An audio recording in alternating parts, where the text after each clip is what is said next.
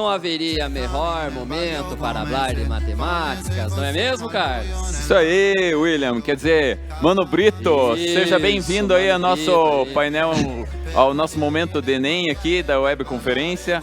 E vamos com matemática. E vamos que vamos. Agora, então, vamos falar um pouquinho de matemática, mas não vamos falar aí do componente matemática, mas sim da área matemática, que por coincidência também é matemática, né? E suas tecnologias. E para começar a nossa conversa aqui, eu vou colocar um diálogo aí para vocês e o pessoal vai vendo aí se reconhece nesse diálogo aí, beleza? Vamos lá? Então temos ali, o Enem está chegando e ainda não sei todas as fórmulas de matemática. Alguém está com esse pensamento aí? Quase chegando no Enem? E aí tem aquele outro cara que vai olhar para você e dizer, fica susse, você só precisa saber regra de 3. E aí, galera, é esse o caminho? É decorar todas as fórmulas? Preciso ficar preocupado com isso? É só usar a regra de 3? O que vocês acham? Eu digo para vocês o seguinte, que não é nem uma coisa, nem outra, tá ok? Então, assim, não é só decorar um monte de fórmulas, não é só decoreba, mas também não vem com aquele papinho não aí, de que é só usar a regra de 3, beleza? Tá, mas se não é só decorar e nem só a regra de 3, o que de fato se espera de mim lá na prova de matemática? O que a área de matemática espera de mim? Bom, então, no Enem, não só na área de matemática, mas em todas as áreas, né, vai pedir de vocês o domínio de linguagens, né? Então, se vocês pararem para pensar um pouquinho ali, só dentro da matemática a gente já vai ter diferentes linguagens. Então, a gente vai ter representações gráficas a partir de dados organizados em tabelas, a representação algébrica, os próprios símbolos que se usam, né? A boca do jacaré que o Júlio trouxe aí para vocês, o Carlos comentou também. Então, dominar essas diferentes linguagens dentro da própria matemática já é algo extremamente importante. Além disso, vocês vão ter que também compreender fenômenos, né? E aí é claro que a gente vai compreender esses fenômenos a partir da ótica da matemática, tá ok? Então a gente vai usar essas linguagens para poder compreender fenômenos. Além disso, resolver problemas, né? E por fim, elaboração de propostas e argumentação. Então é isso, né, que o Enem espera de vocês. Tá, mas como que isso aparece dentro da matemática? Como que isso é avaliado? Você sabe, Carlos, como que isso aparece lá? Como que está organizado? Não está só uma lista de conteúdos lá dentro da área? Acho que tem vários conteúdos lá presentes, né? Não tem uma lista, né? Isso. Eu queria aproveitar, Mano Brito, para pedir para o pessoal, né, que o pessoal está sabendo que lá no feed do Instagram eles podem postar as fotos deles assistindo as nossas aulas aqui. E eu quero colocar um desafio para a galera agora. Opa, desafio é bom, hein? Vamos lá, galera. Que a foto que apareça ali seja conosco aqui, nós dois juntos nessa foto, junto com os alunos. Será que eles conseguem fazer isso e postar lá no Instagram? Eu acho que sim. Galera, tá lançado o desafio então. Tira uma foto lá com a gente aparecendo aí na tela e compartilha lá na hashtag Enem Positivo, isso. Beleza? Que a gente quer ver aí no telão. Vamos lá, tá lançado o desafio. Até o final dessa web aqui eu quero ver ali várias fotos aí de vocês. Tá ok? Beleza? Continuando então? Vamos lá. Bom, pessoal, então, de forma geral, né, é isso que se espera aí para todas as áreas, para vocês lá durante as provas. E para organizar isso dentro da área de matemática, então nós temos 7 competências de área. O Julião já trouxe para vocês aí algumas competências, ele já falou ali de habilidades. Eu vou passar aqui, né, de forma mais geral sobre todas essas competências. E na matemática 2, matemática 3, a gente vai trazer a partir ali de questões, exemplos, né, de como essas competências são cobradas, são avaliadas lá dentro do Enem. Tá ok? Bom, a primeira competência é construir significados para os números naturais, inteiros, racionais e reais. Ou seja, dentro dessa competência aqui, vão estar aquelas questões mais relacionadas com conhecimentos numéricos. Ou seja, questões lá envolvendo sequências, identificação de padrões, comparação entre números racionais. Então, embora tenha um contexto ali, no final das contas, o que a gente tem que comparar muitas vezes são duas frações diferentes. Então, essa área aqui, né, essa competência, ela vai trazer esses problemas mais dentro dos campos numéricos. A competência 2, o Júlio já trouxe para vocês ali com alguns exemplos, é o que vai usar então os conhecimentos geométricos, tá ok? E aí, só reforçando, geometria plana, geometria espacial, vai aparecer bastante aí na prova, estejam muito atentos aí às questões que envolvem, né, essa competência, tá ok? Competência 3, ela vai trabalhar noções de grandezas e medidas para a compreensão da realidade e a solução de problemas do cotidiano. Tá ok? Então aqui vão aparecer aquelas unidades de medida. Vai aparecer quilômetros, metros, centímetros, vai trazer quilograma. Então todas aquelas unidades de medida ou problemas que envolvem medições de várias naturezas, elas vão aparecer aqui dentro dessa competência. E aí eu quero aproveitar aqui esse momento que a gente está falando de grandezas e medidas para trazer para vocês aqui uma ou algumas, né, na verdade, unidades de medida que vão ser muito importantes, vocês têm que estar muito atentos lá no dia da prova do Enem, que são as unidades de medida de tempo. Então vamos lá ver um pouquinho? Pessoal, administrem muito bem o tempo de vocês lá durante as provas, tá ok? Então vamos fazer uma continha rápida aqui, não começou o Enem ainda, tá? Fique tranquilo, né? Mas a gente vai fazer já algumas transformações aqui dessas unidades de medida. Então a prova lá, que vai acontecer de Ciências da Natureza e Matemática, ela vai ter uma duração de 5 horas. Então vamos pensar um pouquinho aqui. 5 horas são quantos minutos? São 300 minutos. Se reservarmos ali 30 minutos para o preenchimento do cartão resposta, vai sobrar 135 minutos para a prova de Ciências da Natureza e 135 minutos para a prova de Matemática. Tá ok? Todo mundo acompanhando até aí? Então vamos lá. Mas esses 135 minutos, eles vão ser utilizados para resolver 45 questões de matemática. Ou seja, é aí que a gente chega nos famosos 3 minutos por questão que todo mundo fica falando, né? Então, quando a gente fala que tem 3 minutos por questão, não é que você vai ficar 3 minutos nessa, eu fiz em 1 minuto e meio, agora eu vou ficar de boa aqui. Vou aproveitar para dar uma cochiladinha, porque agora eu só vou começar nos próximos 3 minutos. Não é nada disso, essa é uma média que a gente faz. É claro que se você ganha um pouco de tempo numa questão, sobra um pouquinho mais para uma outra questão. Mas depois a gente fala disso, beleza? Então aí os famosos 3 minutos. Então toma cuidado, gente, não fica naquela de é questão de honra, né? Essa questão aqui eu posso não acertar mais nada nesse Enem, mas essa eu vou terminar. E aí leva lá 15, 20 minutos para fazer uma questão. Toma cuidado, né? Administre bem lá o seu tempo.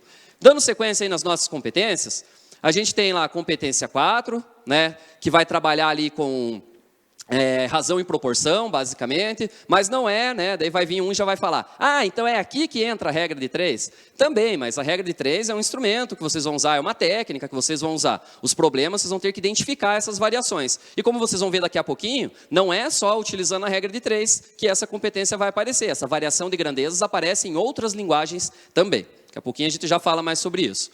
Competência 5 vai ser mais a parte algébrica, então tanto na parte de equações, de funções, né, essas situações vão ser escritas algebricamente, ou vão exigir de você essa tradução daquilo que está ali no texto para essa escrita algébrica, para vocês poderem compreender ali os fenômenos, resolver os problemas, certo? Competência 6 é a famosa interpretação de gráficos, né, de gráficos e tabelas, tá ok? Mas isso não quer dizer, né, que só vai ter questões envolvendo gráficos e tabelas envolvendo essa competência.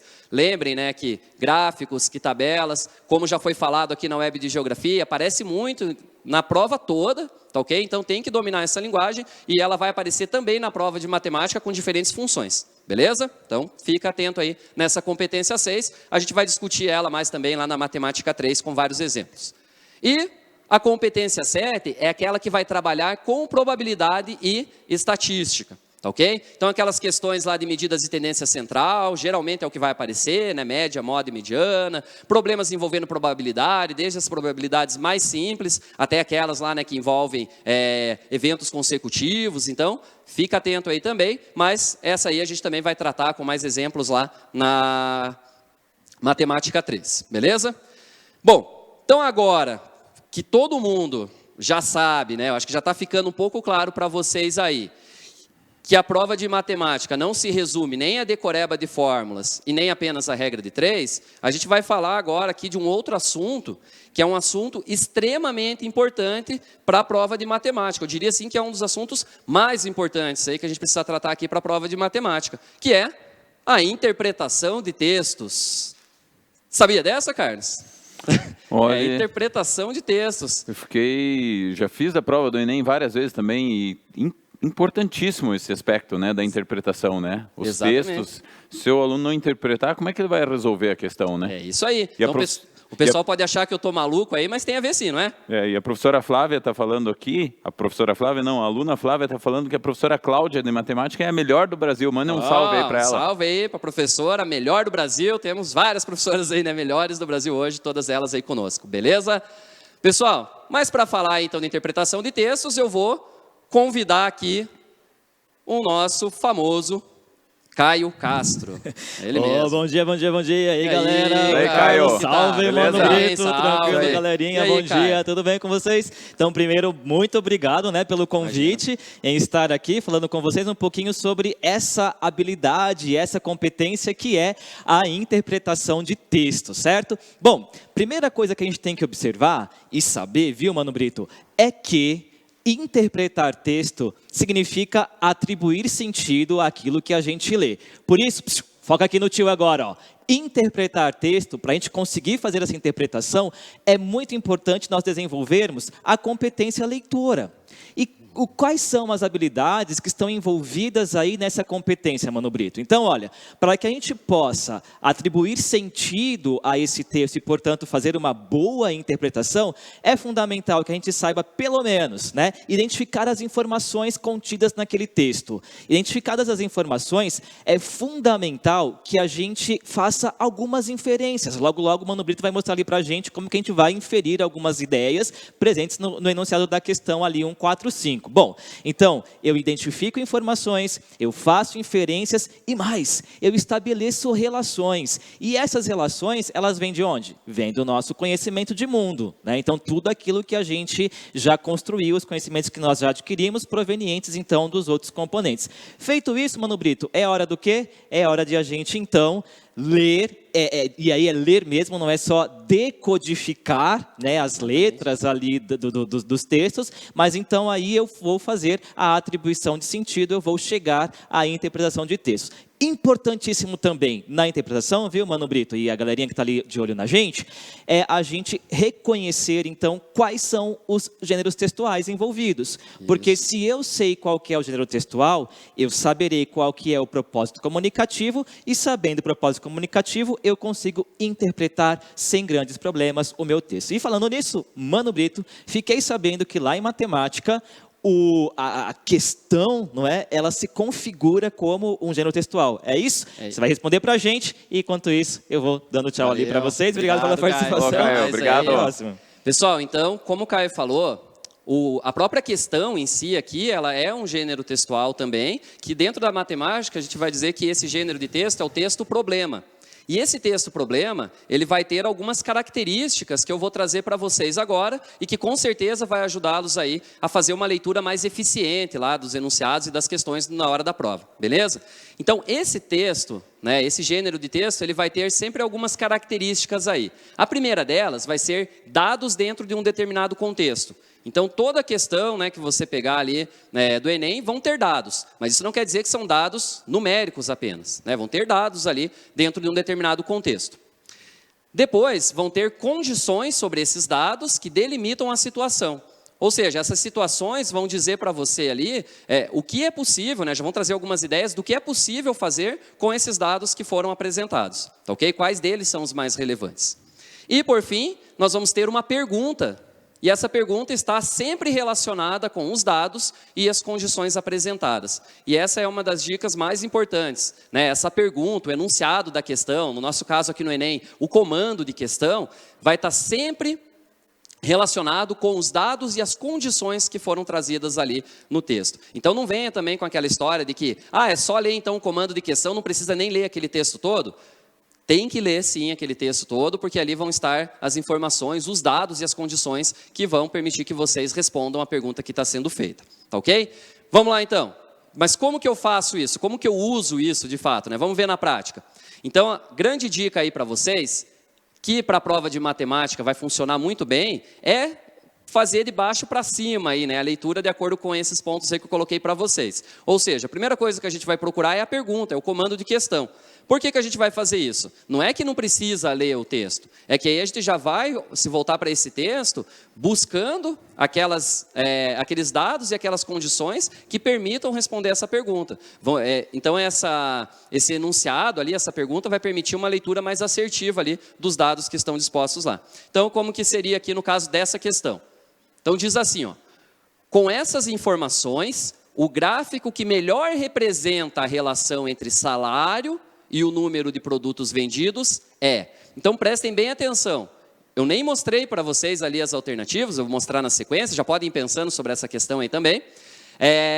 Mas a gente já sabe que a gente vai ter que fazer o quê? Procurar qual é a relação que existe entre salário e número de produtos vendidos. Então, já tem essa dica, é isso que eu tenho que buscar. E aí, depois, eu vou fazer uma leitura de um gráfico para trazer a resposta. Tá ok? Sabendo disso, então, a gente vai agora para a leitura ali, né, das informações que estão lá no texto base. Então, vamos lá, buscando sempre aquela relação, salário, produtos vendidos. Então, ó, certo vendedor tem seu salário mensal calculado da seguinte maneira. Ele ganha um valor fixo de R$ 750, mais uma comissão de R$ 3 para cada produto vendido. Caso ele venda mais de 100 produtos, sua comissão passa a ser de R$ 9 para cada produto vendido a partir do 11º produto vendido, beleza? Então agora a gente já conseguiu ali, né, fazendo essa leitura, ver quais as relações que existem entre salário e número de produtos vendidos. Como assim? Eu já sei que não é sempre o mesmo salário que esse cara vai receber, que o salário dele depende também da quantidade que ele vende, certo? E que existem diferentes períodos com diferentes comissões aí. Tá ok? Até o 100º produto vendido, ele ganha R$ 3 por produto, mais aqueles 750, e a partir de então, né, do 11º produto vendido, do 100º, desculpa. Onde eu falei 10º é 100º. A partir do 101º produto vendido, essa comissão ela triplica, né? Então ele começa a ganhar bem mais dinheiro ali por cada produto vendido. Tá ok? Então veja, está muito claro o que a gente tem que fazer. Qual que é a tarefa agora? A grande tarefa é olhar para esses gráficos.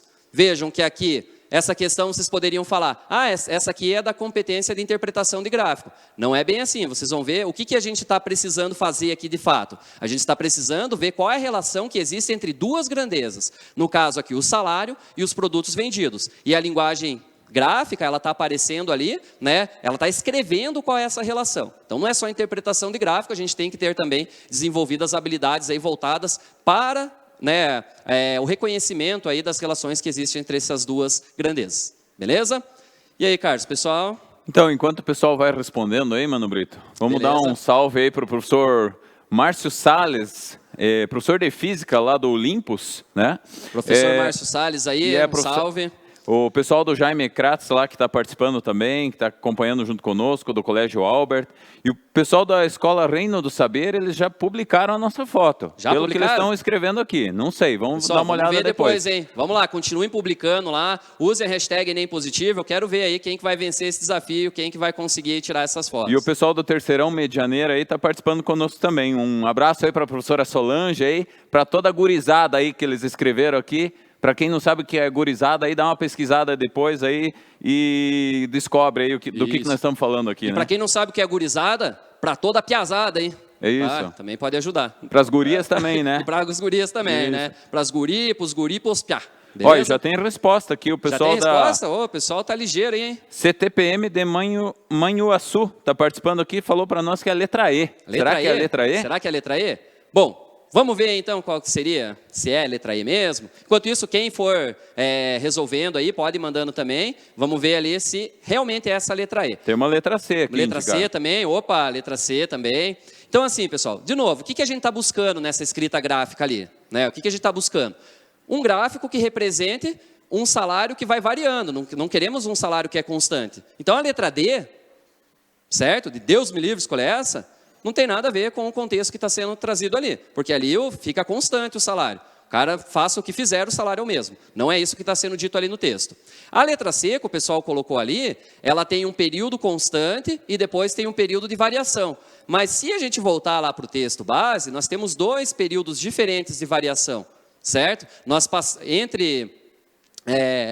Até o 100 ali, eles não ficam ganhando a mesma quantidade, do 0 aos 100 produtos vendidos. certo? O que acontece? Vai ganhando uma comissão de R$3. É menor a comissão, mas ainda assim não fica só R$750. Então também não seria essa. A letra A, ela mostra uma variação do salário ali, né, que está relacionada com a quantidade de produtos vendidos. Mas não é essa também, sabe por quê? Porque ali a variação é sempre a mesma. E o texto base nos diz que existem duas comissões diferentes, certo? Uma no primeiro período e outra no segundo. E a do primeiro período é menor, a gente ganha menos pelos primeiros 100 produtos vendidos e mais para os outros, certo? Então ficamos entre a letra B e a letra E. Qual será que é a correta? Então, o pessoal do Colégio Irmã Marielle aqui está falando que é a letra E também. Letra E também, ó, o pessoal agora acho que já está indo aí mais para a letra E. Será que é a letra E? E é a letra E mesmo. Parabéns aí o pessoal aí. Por que não é a letra B? Né? A gente, é a letra E, mas por que não é a B? A B, ela tem uma variação maior no intervalo de 0 produtos até 100. O que isso significa? Significa que a comissão que ele ganharia nesse período seria maior do que no segundo período. Né? Lembrem que quanto mais inclinada aquela reta, maior seria essa comissão que ele vence. É que ele vence, não, que ele ganha. Então, o gráfico que representa exatamente o que está escrito ali na questão 145 é a letra E. Então, ele começa com R$750, se não vender nada, vai ganhando ali uma pequena comissão de R$3 até o 100º produto, e dali em diante ele começa a ganhar mais. Por isso que aquela reta fica bem mais inclinada. Beleza? Ficou claro aí para vocês? Vamos lá, pessoal, vamos participando, não parem de mandar lá as fotos, queremos ver aí, não esqueçam do desafio, né? Posta lá com a hashtag Enem Positivo. Bom, vamos fazer mais um treino aí para ver se fica claro mesmo? Vamos lá. Vamos lá. Bom, mas antes disso, a gente vai fazer mais um treino, mas antes disso, só queria comentar rapidinho aqui. Lembra que o Danilo falou lá no cálculo da nota, do TRI, uma série de coisas, questões fáceis e difíceis? Então, assim, essa questão aqui que a gente acabou de resolver, ela tem um parâmetro de dificuldade 515,2. Então, ela seria uma questão mediana. E olha que curioso, lá em 2012, 50% dos candidatos acertaram essa questão. Então, você pode errar essa questão? De maneira alguma. Tá? Você tem que acertar, mas é uma questão média, eu não posso errar as fáceis. Vocês não podem errar nenhuma, na verdade. Mas não erre nem as fáceis, nem as médias. Se for para errar alguma, deixa para as mais difíceis, a gente já vai ver um exemplo aí. Beleza? Bom, aqui a competência que está relacionada aí a essa questão, como eu falei para vocês, ela está trabalhando com a variação de grandezas e não com a competência 6, que é simplesmente ali a leitura de gráficos e tabelas. Beleza? E a habilidade? Identificar a relação de dependência entre grandezas. Não é exatamente isso que vocês tiveram que fazer? Mas eu tive que interpretar um gráfico também. Mas a habilidade que está sendo cobrada nessa questão aqui é a identificação, então, da dependência entre essas grandezas. Tá ok? Vamos para a próxima, então. Agora sim, Carlos, para treinar mais um pouquinho. Pessoal, então, outra questão aqui. Nós temos agora um gráfico lá no texto base. Vejam que bacana. A gente tinha gráficos lá nas alternativas e agora a gente tem o gráfico no texto base. Tá ok? E a gente vai fazer, então, aquela mesma estratégia. Qual que é a primeira coisa que a gente vai ler mesmo? É o gráfico? A gente vai ficar tentando entender tudo que tem naquele gráfico? Claro que não. A gente vai olhar lá para o enunciado, a gente vai olhar lá para o comando de questão. Vamos ver? O que diz lá? Com base no gráfico, o valor da parte inteira da mediana dos empregos formais surgidos no período é... Opa, gente, então a gente tem que olhar para esse gráfico, tem que ler esse gráfico, mas a gente tem que compreender ali, tem que buscar informações que nos ajudem, né, a descobrir, a calcular qual é a mediana.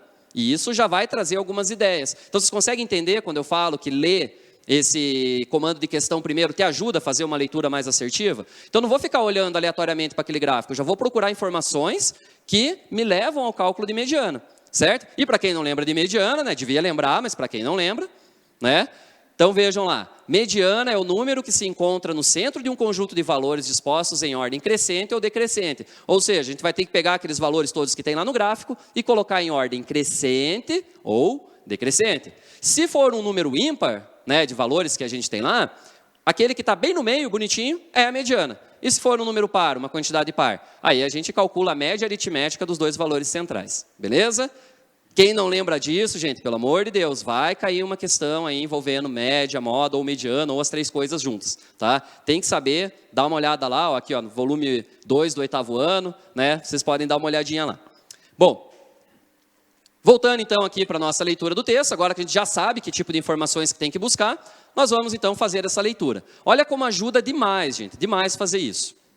Se eu sei que é mediana, né, e eu lá estudei, estou bem preparado, o que me interessa saber aqui? Todos os valores? Não, o que me interessa são os valores centrais. Então eu vou olhar para esse gráfico e a primeira coisa que eu vou fazer é ver a quantidade de valores que tem, para ver se eu vou ter um único valor central ou se eu vou ter dois valores ali, vou precisar calcular a média entre eles. Fazendo a contagem ali, ó, a gente vai ter 10 valores. Então tem 10 valores ali que eu preciso colocar em ordem crescente. Porque é de janeiro até outubro, né? Isso. Tem também essa dica ali que o Carlos trouxe, é de janeiro até outubro. Até para contar ali, se a gente usar essa leitura ali, né, do eixo das abscissas ali, a gente vai ter, né, isso de forma mais ágil, né, Carlos? Não é verdade? Exatamente. Então, o que acontece? Tá, eu já sei que tem 10 valores. Poxa, agora que trabalhão, vou ter que olhar um por um aqui, né, desses valores, para eu poder colocar em ordem crescente. Como que a gente vai fazer isso? Lê de baixo para cima, gente. Lê de baixo para cima, certo? Por que ler de baixo para cima? Porque lendo de baixo para cima, você já vai ter exatamente do menor para o maior. E fazendo isso, a gente identifica ali então que esses valores centrais são 212.952 e 246.875, certo? E agora?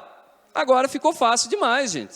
Eu tenho esses dois valores centrais ali, certo? O que a gente faz? Calcula a média, né, desses dois valores. Fazendo a conta ali, um cálculo bem mais simples, a gente ganhou muito tempo fazendo essa leitura mais direta, mais assertiva. Resposta correta, 229.913,5. Mas nós queríamos qual parte? Parte inteira. Então, a resposta correta, letra B. Beleza? Beleza. Ficou claro, então, pessoal, o quanto isso ajuda? Certo? Então, agora, para a gente fechar, a gente já está encaminhando aí para o final, eu vou trazer para vocês aí mais algumas dicas aí do time da assessoria, aí o pessoal foi gravando aí algumas dicas, mandando para vocês, eu também gravei, certo? Então, se liga aí nessas dicas que a gente vai colocar aí na tela para vocês, né? E aí a gente já vai encerrando por aqui, beleza? Valeu!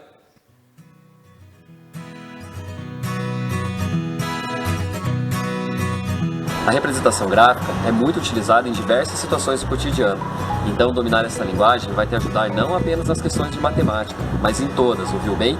Todas as áreas do conhecimento, e até mesmo na redação. Não fique decorando um monte de fórmulas.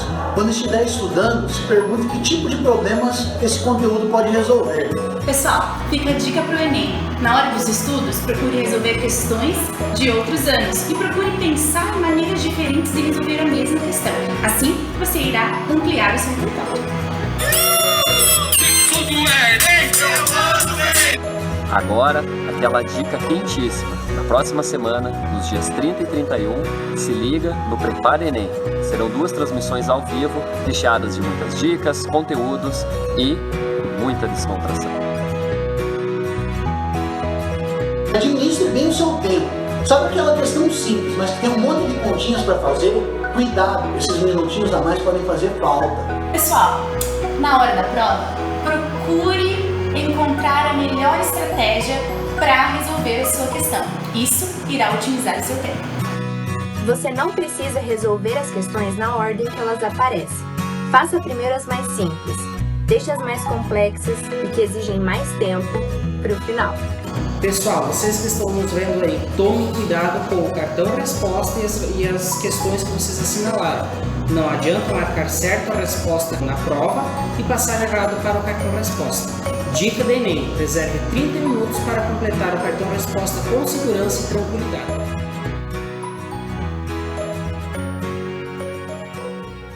E aí, Mano Brito? Além das dicas antes da prova e durante a prova, tem alguma dica após a prova? Bom, claro que tem, né? Bom, pessoal, então depois da prova, né? O que vocês vão fazer? Vão para casa, tranquilão, vão chegar lá, tirar o tênis, né? O pé vai estar lá já nadando, já, né? Nervosismo que vocês tiveram. Estaciona a caneta e se liga lá com a gente no Confere Enem, beleza? Então vão ser 2 transmissões ao vivo que a gente vai fazer após os 2 dias de prova, em que vocês vão ver resolução de questões, vão poder fazer perguntas, tirar as dúvidas e conferir lá o nosso gabarito extraoficial que vai ajudar vocês a ver o desempenho, beleza? Grande abraço a todos, tchau, tchau e até mais. Valeu, até a próxima. Abraço.